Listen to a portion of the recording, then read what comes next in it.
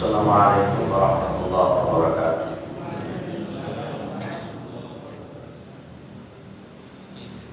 Alhamdulillah, alhamdulillah alladzi arsala rasulahu bil huda wa dinil haqq liyudhhirahu 'ala ad-din kullih wa kafa billahi shahida. Asyhadu an la ilaha illallah wa asyhadu anna Muhammadan 'abduhu wa rasuluhu la nabiyya ba'dah. Allahumma shalli 'ala Muhammad wa 'ala alihi wa sahbihi wa man tabi'ahu bi ihsanin ila yaumiddin. Amma ba'du. Kita bersyukur kepada Allah Subhanahu wa taala atas segala nikmat yang diberikan oleh Allah kepada kita semua, terutama sampai pada pagi hari ini kita masih diberikan kekuatan iman dan Islam. Kita masih diberikan kesehatan serta kesempatan sehingga kita masih bisa melaksanakan kewajiban kita sholat subuh berjamaah, dan kita lanjutkan dengan mengkaji agama Allah Subhanahu wa taala. Mudah-mudahan kesempatan semacam ini senantiasa diberikan oleh Allah kepada kita semua sampai nanti kita menghadap kepada Allah yang tentunya dalam posisi husnul khatimah. Salawat salam tetap dilimpahkan kepada Rasulullah Muhammad SAW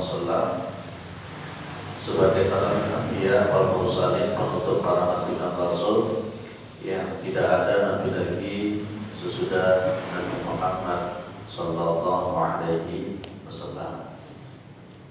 Baik, Bapak Ibu, kita masuk di Ahkamur Rabbi.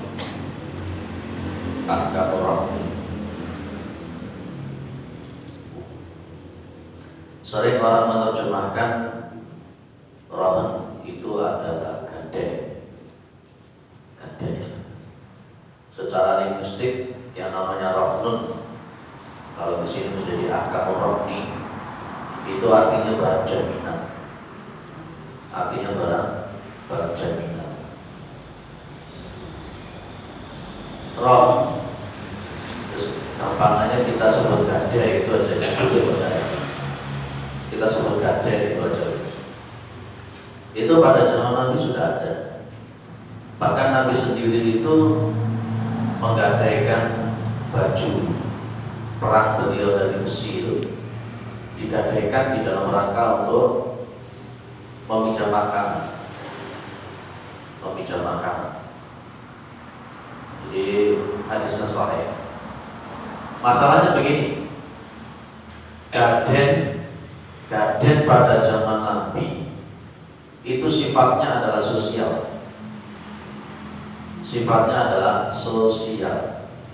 Nabi Muhammad itu kan dalam hadis ini kan tadi sudah saya sebut, beliau menggadaikan baju besi beliau kepada seorang Yahudi. Beliau menggadaikan dir'an min hadid.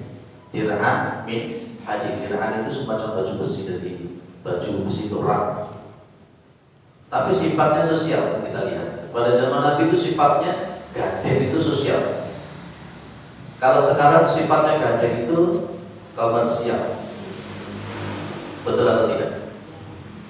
Pada zaman Nabi memang orang betul butuh, dia pinjam, dan kemudian dia ada barang jaminan. Tapi untuk sekarang ini gaden itu sifatnya adalah komersial, sehingga seringkali gaden pada zaman sekarang itu yang bersifat konvensional. Di situ ada riba, dan kemudian di otak-atik kira-kira ada yang namanya pegadaian syariah. Apa bedanya antara pegadaian syariah itu dengan konvensional? Tapi rata-rata kalau kita amati, pegadaian pada zaman sekarang itu sifatnya komersial, dan orang yang punya pegadaian biasanya dia di kampung-kampung itu punya pegadaian pribadi, ya kan? Punya pegadaian pribadi, dan orang yang punya pegawai pribadi ini kaya Pak. Berapa persen kalau di pegawai konvensional di pinggir-pinggir jalan? 5%. Sudah ditulis itu 5% berarti.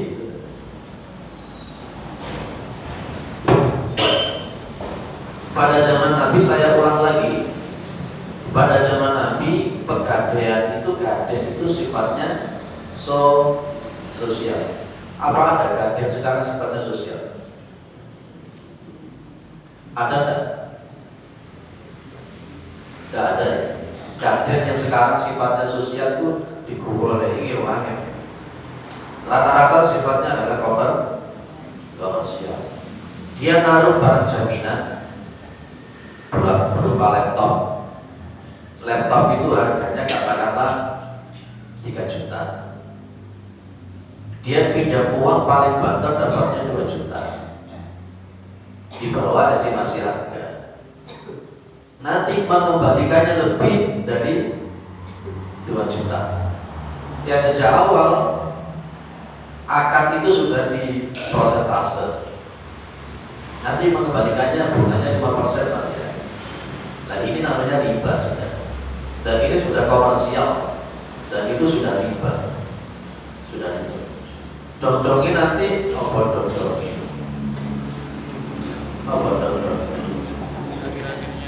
Tiba-tiba pas ketika yang pinjam ini nanti tidak bisa mengembalikan utangnya, maka barang jaminan itu hilang. Dan ini yang muncul sekarang itu seperti itu. Loh, apa bedanya dengan konvensional dengan syariah? Yang saya amati kalau pegadaian syariah itu perbedaannya di akad. Perbedaannya di akadnya. Dari dulu sudah saya mengatakan yang namanya muamalah, fikih muamalah itu permainannya di akad gitu. Permainannya di akad. Di situ memakai akad rohen dan juga di situ ada ijarohnya. Ijaroh. Jadi nanti kemudian ada kesepakatan, umpamanya kalau barang itu dibawa oleh yang memegang barang jaminan, nanti embel-embel dicari bagaimana caranya mendapatkan penghasilan. Nanti ada kesepakatan ini biaya administrasi untuk perawatan barang yang dijaminkan. Biasanya kan muncul begitu. Iya, benar ya. Yang suka gadekan sih siapa ya? Apalah punya gade syariah atau enggak? Ada modalnya enggak kalau bukan gade? Biasanya memang bagi orang-orang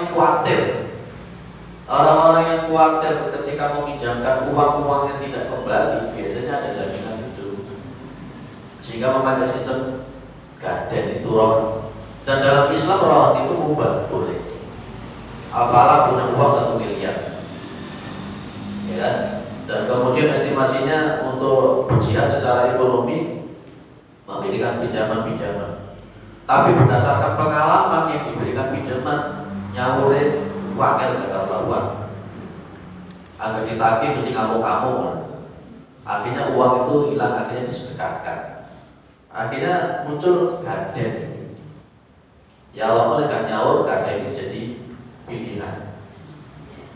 Jadi gaden itu secara hukum boleh, selama memang tidak memenuhi unsur-unsur riba, penipuan, gharar seperti yang kita katakan kemarin.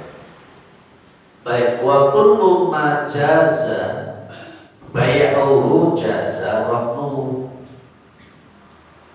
Wa kullu ma, dan setiap barang, setiap sesuatu, jaza bai'uhu, jaza itu oleh, jaza itu boleh.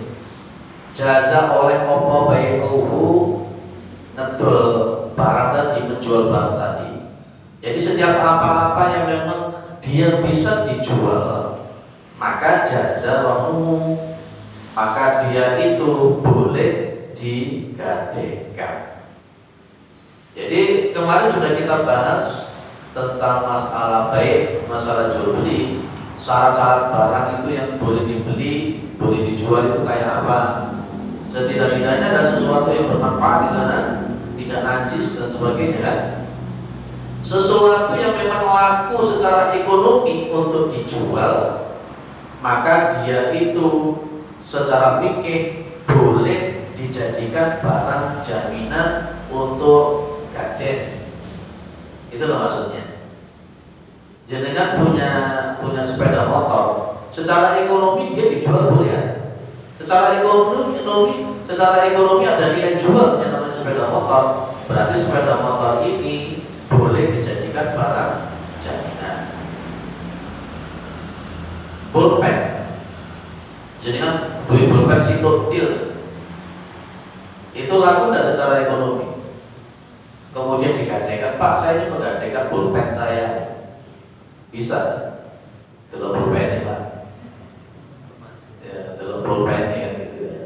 Pokoknya yang terpokok di sini saya ulang, segala sesuatu barang yang dia itu boleh untuk dijual diberikan, maka dia boleh untuk menjadi barang jaminan pegadaian. Ada yang tertarik membuka pegadaian di rumah? Ada? Sing duitnya akeh.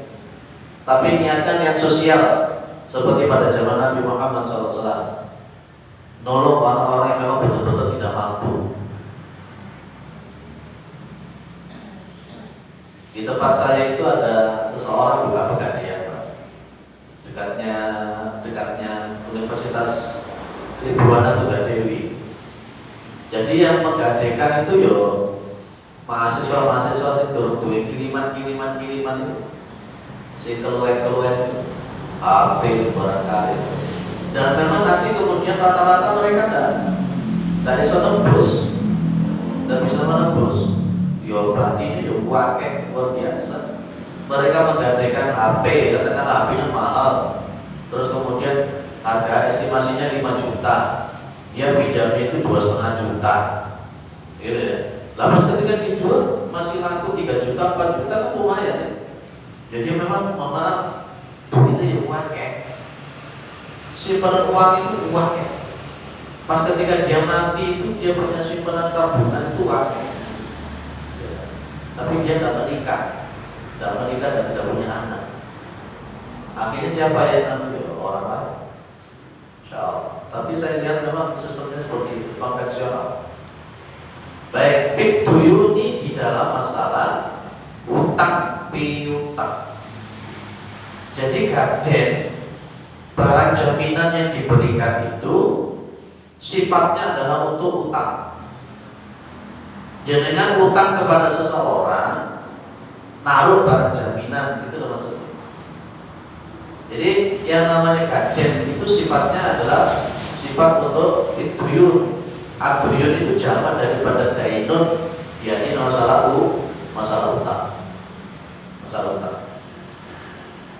Idza istaqarra thubutuha bidzimmati.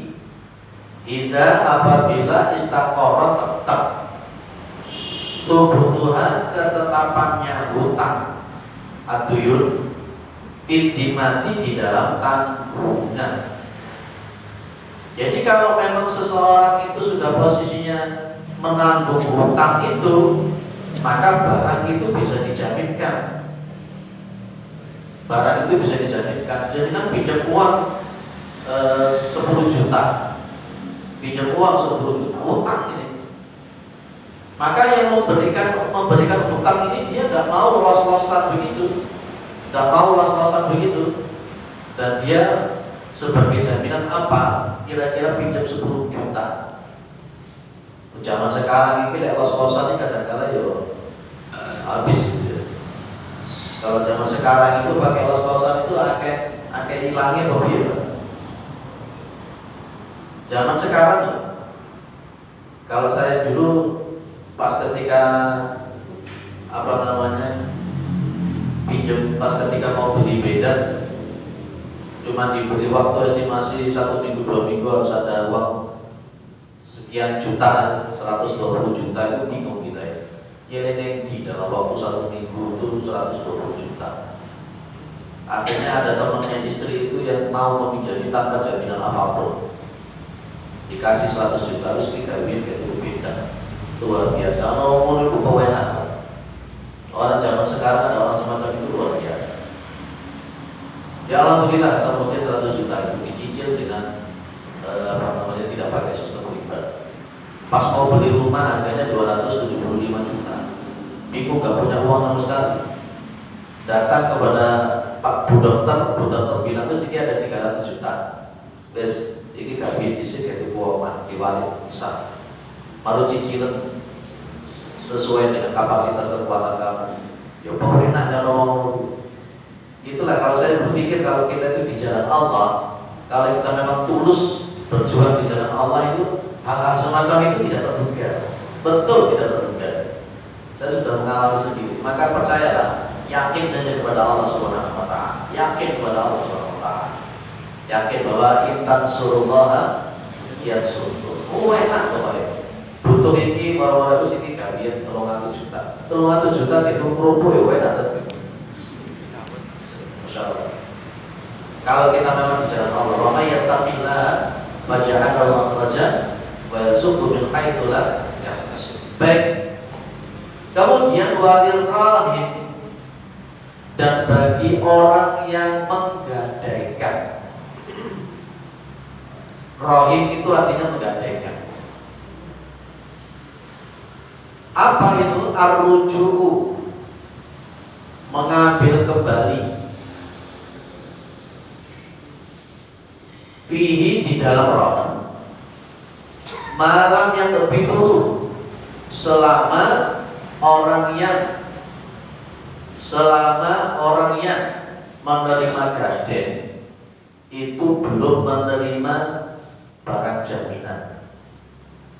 Itu domirnya kembali. Jadi nanti ada rohin, ada murtahin.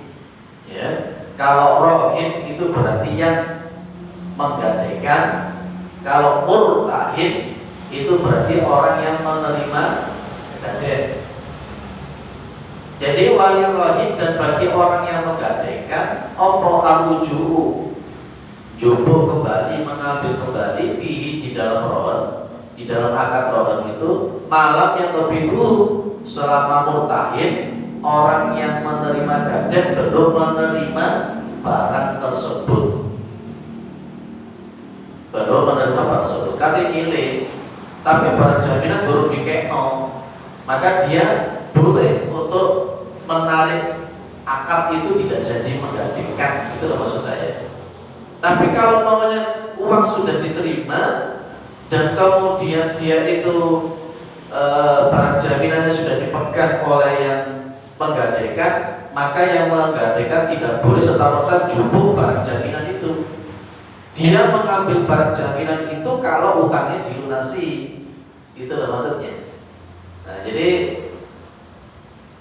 ini istilahnya dalam bahasa kita itu rohan itu barang jaminan dari uang yang dipinjam. Dari uang yang dipinjam. Enak mana? Ke bank atau ke pegadaian?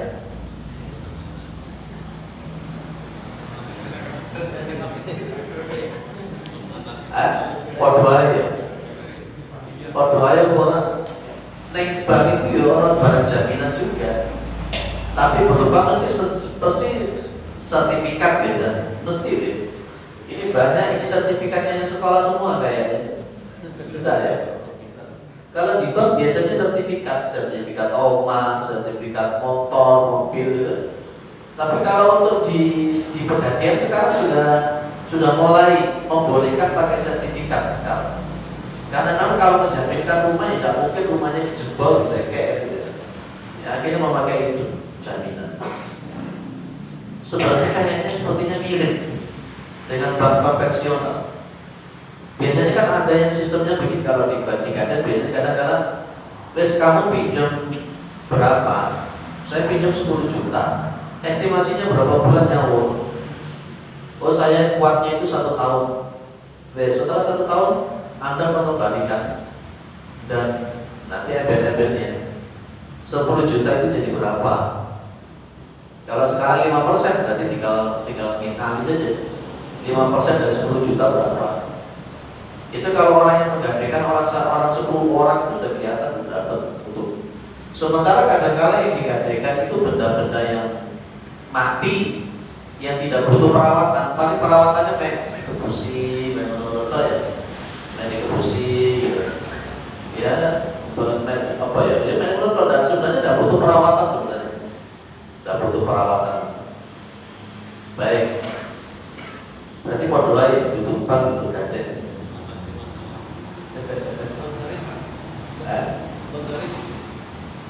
Nanti alfalah buka pegadaian syariah susah. Alfalah buka pegadaian syariah. Nanti dibutuhkan gudang sing gede. Baik. Walayat manuhu al-murtahinu. Ini menarik. Walayat manuhu dan tidak menanggung barang jaminan sopo al-murtahinu orang yang menerima gaden illa bita'ati kecuali karena kecerobohan. Karena kecerobohan. Jadi kalau umpamanya barang gaden itu ada yang rusak, lah ini jadi masalah.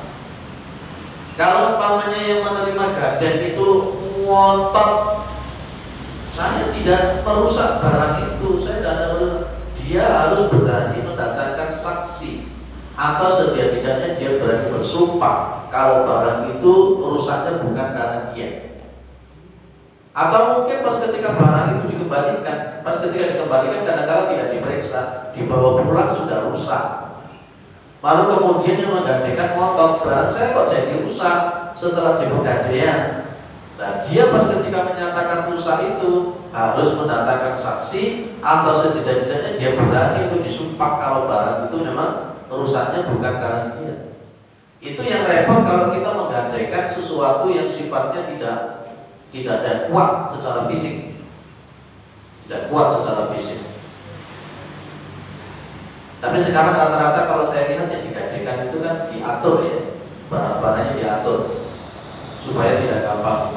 Nah, kalau menggadaikan mobil itu kalau tidak dipanasi itu kan akinya jadi tekor habis. Jadi yang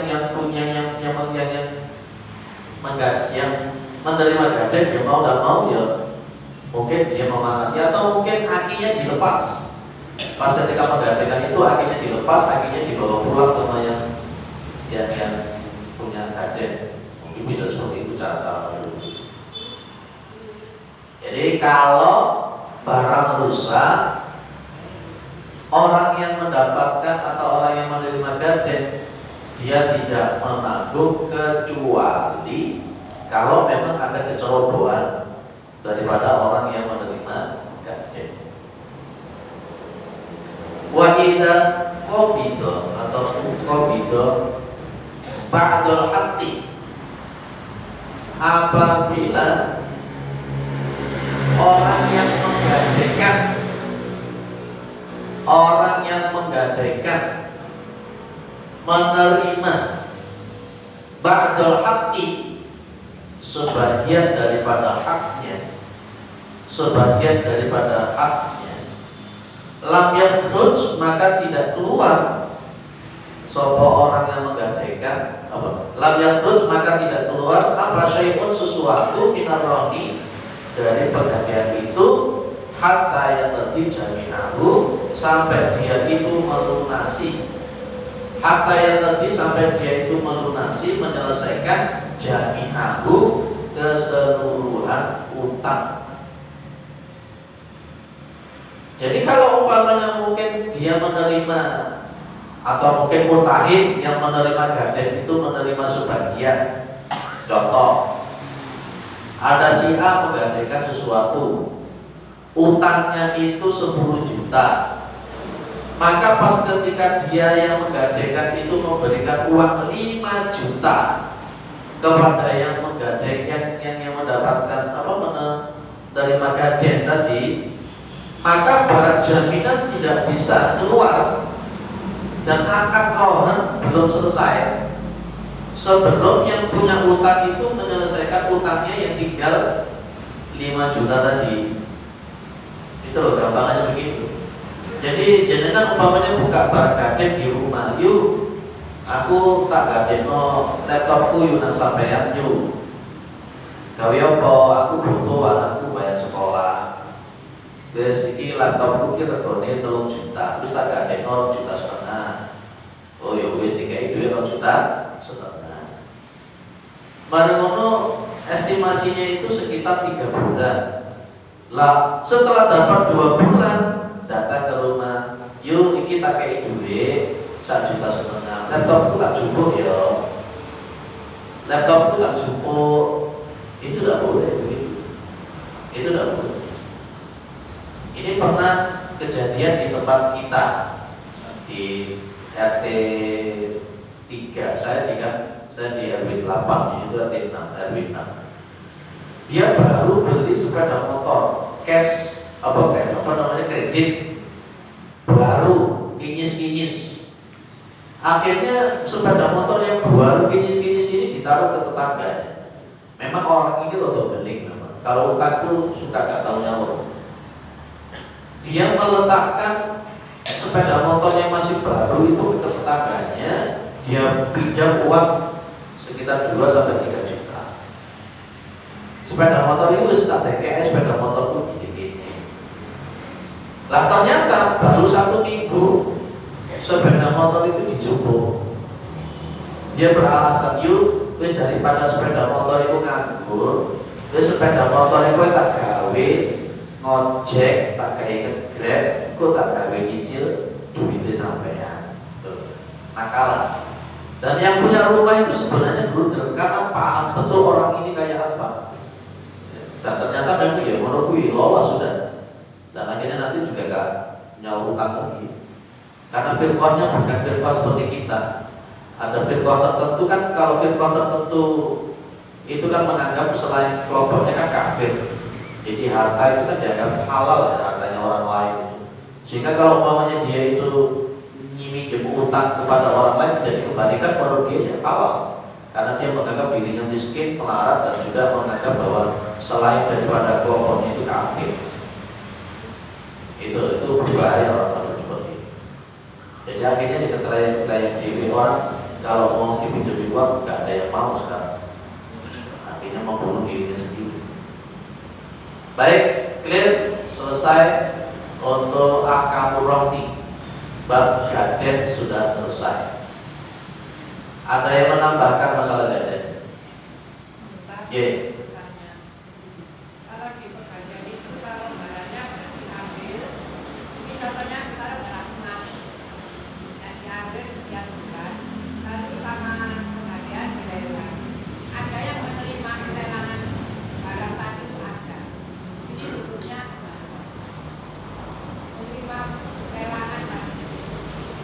Itu barangnya tidak bisa diambil karena belum nyawa utang. Jadi akhirnya kemudian dilelang. Dalam? Oh iya. Ini makanya tadi itu sejak awal saya bilang gaden itu pada zaman Nabi itu sifatnya sosial. Ya, gaden pada zaman Nabi itu sifatnya sosial. Memang niat untuk membantu. Niatnya memang betul-betul untuk membantu. Contohnya Nabi memang gak punya makanan itu kan beliau meminjam makanan itu dengan menggadaikan baju besinya. Sosial untuk orang itu. Nah zaman sekarang itu estimasinya memang semacam itu. Komersial dan di dalamnya ada riba. Dan kadang-kadang nanti lembaga yang menerima pegadaian, saya tidak sudon.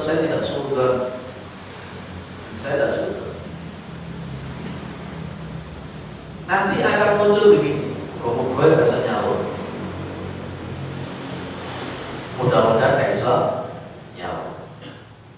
Tapi di dalam katakan dalam konteks fikih, di dalam konteks fikih melelang barang jaminan itu boleh pas ketika ada kesepakatan. Tapi kalau saya sepakatnya begini Bu, sebelum dilelang itu karena memang konteksnya sosial, itu ada step-stepnya. Ada umpamanya ada apa jadi masa tenggang, kayak waktu tenggang, dikasih waktu apa. Itu kalau saya lebih cenderung seperti itu. Ini sekarang kan enggak. Estimasi 6 bulan gak iso ya wis hilang. Lah ini yang saya tidak sepakat. Karena sekali lagi saya kembalikan, berulang-ulang saya katakan, gaden itu sifatnya sebenarnya secara syariat adalah sosial. Itu. Tapi kalau sekarang memang sifatnya ya kapitalisme itu. Apa benar ya kapitalis namanya ya? Kapitalisme, sehingga konsepnya sebenarnya ya sopo sing duit itu ya menang, sing ora duit itu mesti ya dikeruk duit. Itu kapitalisme kalau mau dulu gitu. Jadi kalau secara hukum fikih ketika memang ada kesepakatan lelang itu boleh, dengan catatan kita secara sosial tadi memberikan ada step. Kalau dalam bahasa kita mungkin kayak SP1, SP2. Kalau saya lebih cenderung jangan langsung dilelang. Jadi kan duit toko, gak duit kayak bayar SPP itu sih kayak kayak begini. Mas ketika dia turun nyawa, jangan langsung dilelang dan jangan langsung dijual. Nanti pada dirotok hilang maisarah. Betul ayatnya itu kan? Pada dirotok hilang maisarah. Ditunggu dalam konteks maisarah itu apa maisarah? Ada orang yang namanya maisarah di sini. Maisarah itu berarti panadil atau hilang maisarah ditunggu sampai pada waktu muncul kemudahan, kelapangan untuk membayar utang. Itu ya Bu ya. Saya tanyakan itu yang menerima lelangan. Jadi seandainya ini dari paket barang dilelang, saya beli. Dan dulunya saya beli apa? Baik. Barang lelang itu pada dasarnya kalau secara akad kan tadi saya bilang boleh. Kalau memang ini kan barang jaminan, ini tidak bisa nyaur. Sudah ada step 1, step 2, step 3 ya, tidak bisa nyaur. Maka secara perjanjian berarti barang ini sudah milik, jadi miliknya orang yang menerima gaden. Kalau memang itu sudah menjadi milik orang yang menerima gaden, maka dia berhak untuk menjual. Maka orang yang membeli ini hukumnya secara fikih boleh. Dan kadang-kala kita ini golek sing lelangan-lelangan ngerti. Makanya saya sekali lagi saya ulang, ayo dikembalikan gaden. Pegadean itu sistemnya sosial, bukan kapitalisme, bukan riba, bukan mencekik, bukan mengeruk hartanya orang miskin. Ayo kita kembalikan pada asal semula. Gitu. Sing acung telu bareng.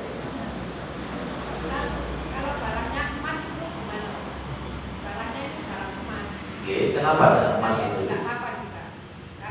Kalau masalah emas ini memang menjadi sebuah bentuk perdebatan ya, perdebatan. Ada yang mengatakan secara mutlak tidak boleh, ada yang mengatakan boleh dengan catatan-catatan tertentu. Karena memang harga emas ini kan terus ya bertambah, tidak seperti itu. Kalau untuk barang-barang yang lain mungkin bisa turun harganya. Kalau saya lebih cenderung kok emas itu yo nggak usah. Kalau saya lebih cenderung pada itu tadi yang barang-barang yang dibeli itu sudah barang-barang emas.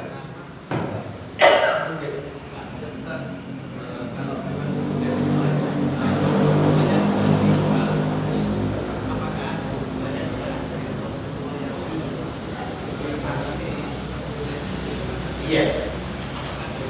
Kalau memang sistem ribanya itu, ya kalau memang gadennya itu adalah gaden yang sifatnya ribawi, ya sing nyatet, sing ngasekno, sing mangan, sing apa ya kena. Bagaimana dengan yang si pembeli? Apa? Bagaimana dengan si pembeli? Oh iya, otomatis kalau dia memang yang membeli itu dari hasil gaden yang sifatnya ribawi, berarti dia membeli barang yang sifatnya ribawi. Gitu. Makanya memang sekarang itu dia mau pakai Bu. Dan sekarang itu dimunculkan pegadaian syariah. Kita harus meneliti betul pegadaian syariah itu kayak apa itu. Itu yang di sini ada ahli ekonomi mungkin nanti bisa merumuskan pegadaian syariah yang tenanan itu kayak apa. Kalau pada zaman sekarang ini kan memang sudah muncul pegadaian syariah.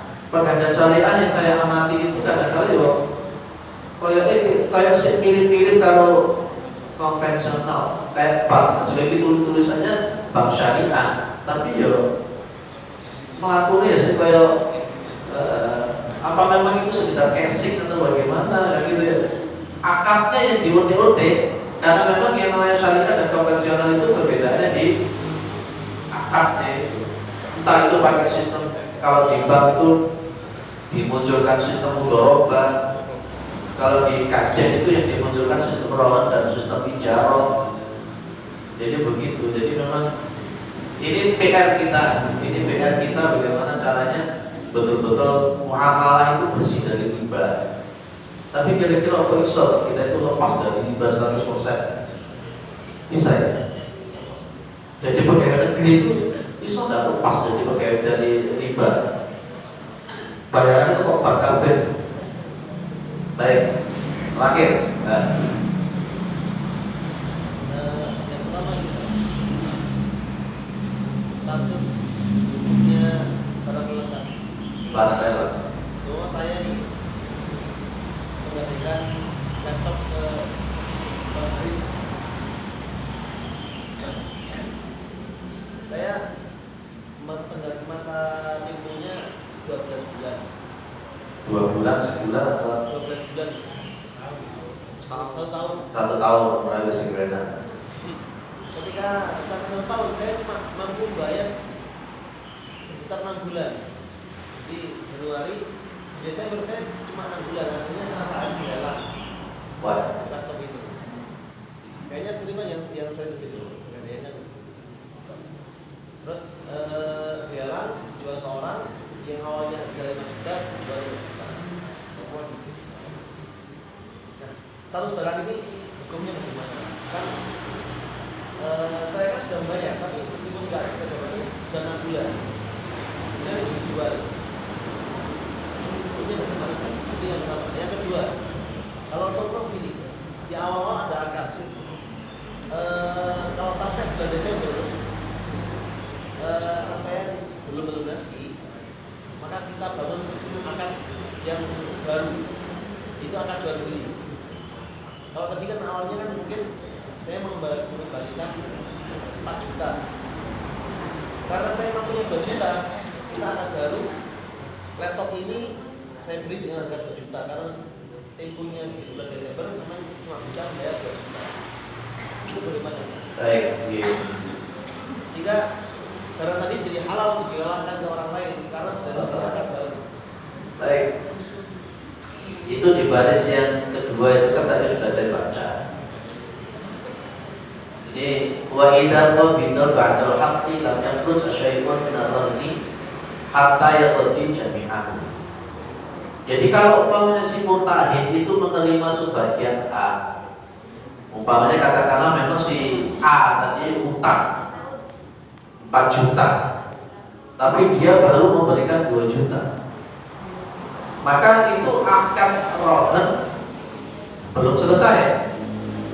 Akad rohan itu belum selesai sampai 4 juta itu diberikan, belum selesai sudah. Lah bagaimana konteksnya kalau umpamanya estimasinya 1 tahun, setelah 1 tahun itu dia belum membayar sampai 4 juta. Kalau memang itu akadnya di depan itu memang jelas ridho wis ginai oleh namanya aku kasih tahu dia rezeki saya sampean. Iya kan? Tapi makanya saya tadi bilang kalau status lelang itu kalau secara fikih iya, secara fikih memang itu jadi jaminan yang akan menjadi milik yang menggantikan ketika dia tidak bisa jauh ekonomi. Tapi sekali lagi berulang-ulang berkali-kali saya katakan sosial yang muncul. Al-Qur'an bilang fanadiratun ila wa in kana du usratin Fana dirotun ila maisarah. Itu loh maksud saya seperti itu. Jangan buru-buru kemudian dijual. Makanya tadi saya katakan di dalam pegadaian itu pun juga masuk sistem kapitalis juga. Sekarang ini sistem komersial. Gitu. Itu pertama. Yang kedua, bagaimana setelah orang itu belum lunas utangnya kok membangun akad lagi? Tidak boleh.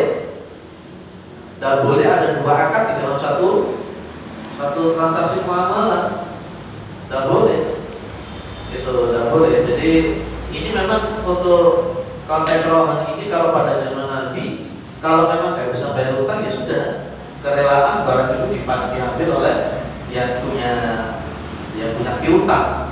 Tapi masalahnya kalau pada zaman Nabi itu kan standar, yang digadaikan itu standar dengan apa yang diambil, dan pada waktu itu sistemnya sosial. Kalau pada zaman Nabi, zaman sekarang udah beda jauh. Yaitu tadi laptop seharganya 5 juta ternyata dapatnya cuma 2 juta. Gitu kan? Dan kemudian orang yang membeli jauh di bawah standar hasil daripada sistem kapitalis yang model begitu tadi. Itu jadi nggak boleh membuat akad baru. Nggak boleh membuat akad baru. Jadi nanti hampir sama dengan jenis kredit sepeda motor, itu ada dua akad mungkin ada. Akad kepada yang dealer dan akad kepada DC, jadi ada dua akad lagi ya. Jadi makanya ayo ini PR yang ahli ekonomi di sini, nanti itu kajian syariat. Atau mungkin nanti tadi saya ulang-ulang lagi. Nanti Al-Falah katakan kajian syariat, bisa pergantian Al-Falah. Dia baca. Oh sudah ada ya? Oh ada pergantiannya.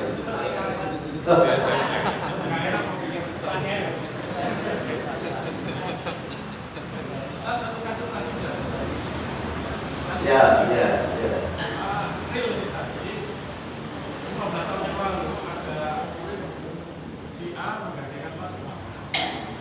Dia punya uang untuk karena si B mau pinjam duit, jadi tak selangnya itu masih tak Ya. Dan ternyata si B yang punya uang A nggak bisa Nyaur. akhirnya emasnya harus kemudian baru disaur sekian tahun kemudian emas sekarang Berubah. pertanyaan berapa yang disaur?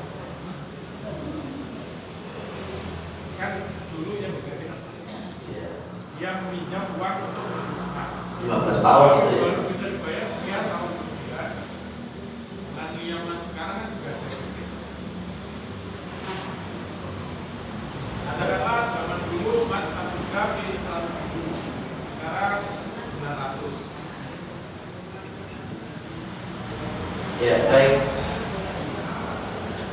Saya kemarin sudah bahas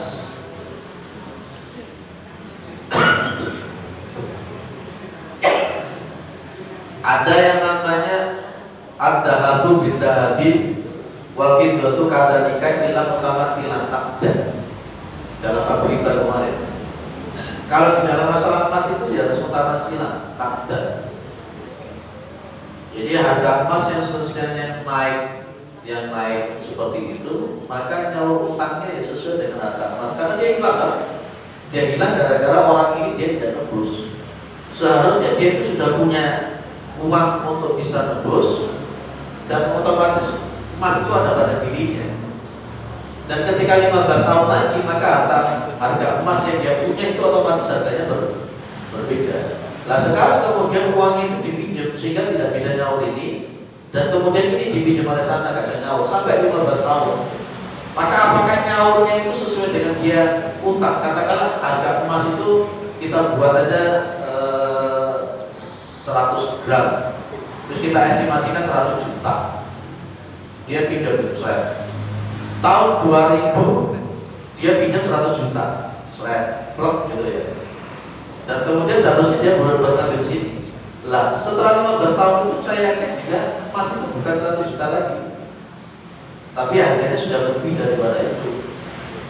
Maka kalau saya dalam konteksnya riba semacam ini, dia harus mengembalikan utama tilang seharga emas yang dia hilang selama 15 tahun itu kalau tidak seperti itu, wah ya kasihan yang itu namanya dolim. Kayak seperti ini, jenengan pinjam sapi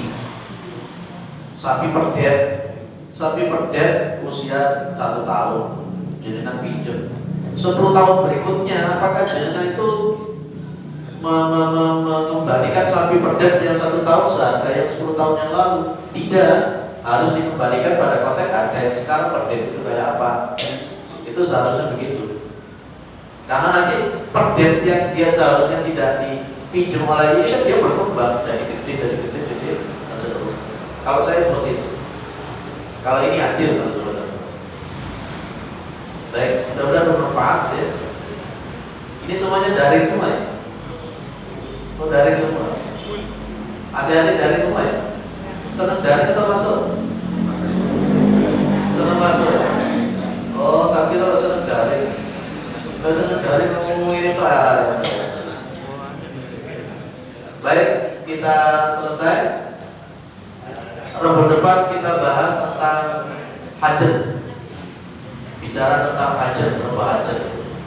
Hajat itu bagaimana kita